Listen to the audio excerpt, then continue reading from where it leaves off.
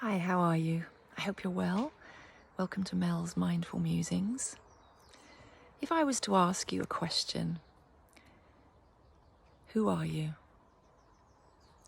Can you explain who you are, what life means to you, what you like, what you don't like? What is it you want to do? What is it you want to be? What has life created for you? What have you created as part of your life? Could you answer all those questions? Would you stumble asking, I don't know who I am? I've asked that question of many people over the years, and very often they do stumble to say who they are. They feel somewhere along the lines they feel lost. They feel they have lost themselves. When I pulled the first inspirational card this morning, live your soul, not a role. And as we go through life, we're given roles. We may be the daughter, the son, the niece, the nephew, the brother, the sister, then maybe the parent, the mother or the father, the aunt or the uncle. Then we might become the grandmother, the grandfather. And as it goes on, we may be a teacher, a plumber, a writer. We are given these roles and we own them. We often take them on. We're then asked to write our CV. Who are you? Maybe what do you plan to be? We're asked sometimes the question in job interviews, where do you see yourself in 5 years' time? And that often stumps many people because we don't often think to the future of where we're heading, what path are we on, what do we want to create? And then somewhere along the line we think, who am I? Am I all these roles? And we reach the point maybe where we say, do I start to take off all these jackets of these roles that I play, these uniforms, and what lies underneath? When I pull the next card, life isn't about finding yourself, it's about creating yourself. What could you do now if you took off all those jackets and looked to what is your soul and not the role? What would you want to create? Who would you want to say that you are? Who do you think you are? Would you feel totally exposed and too vulnerable? And yet, reaching that place of vulnerability for me is such a strength, not a weakness. I pulled this next card, the well-behaved rarely make history, and I loved this. Now, I'm not talking about the scandals and the extremes that get people into the media, because they do love the extremes, don't they? I'm talking about, do you live your life for everybody else?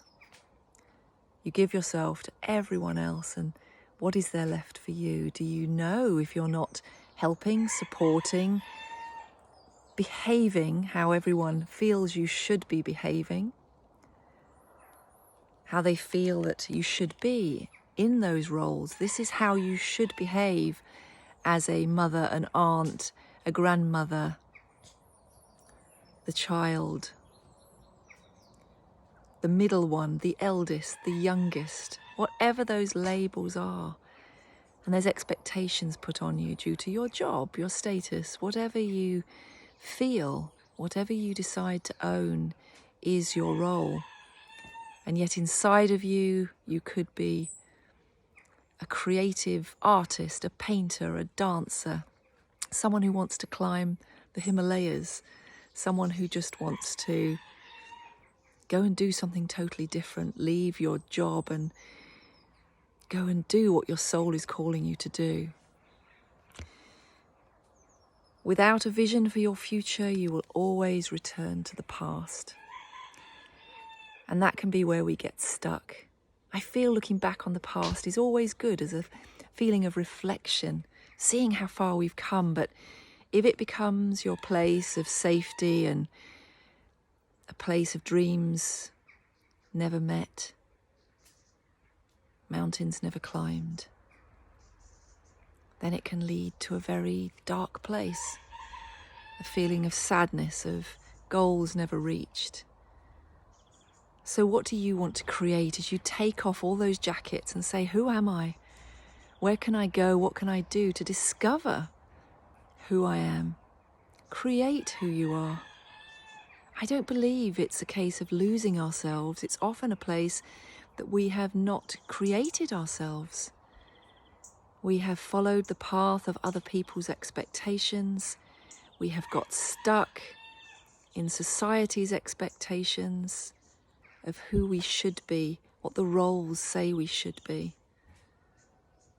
I love rediscovering who I am, what I want to do next, not where I was, what lies ahead of me, what lies within me right now to create.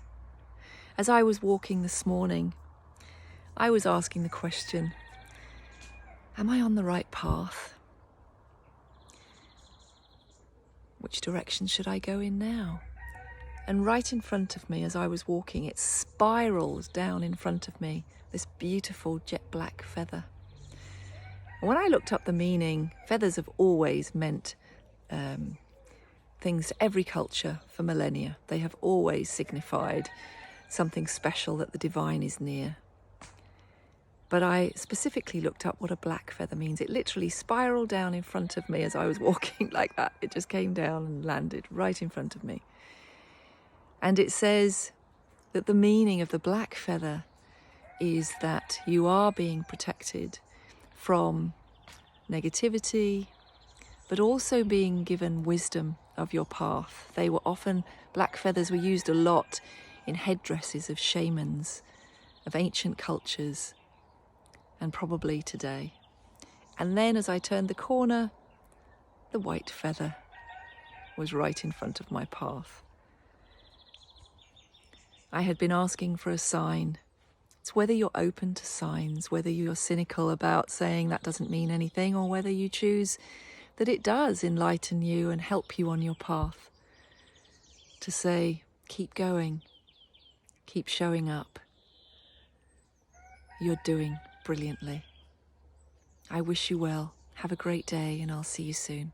Bye.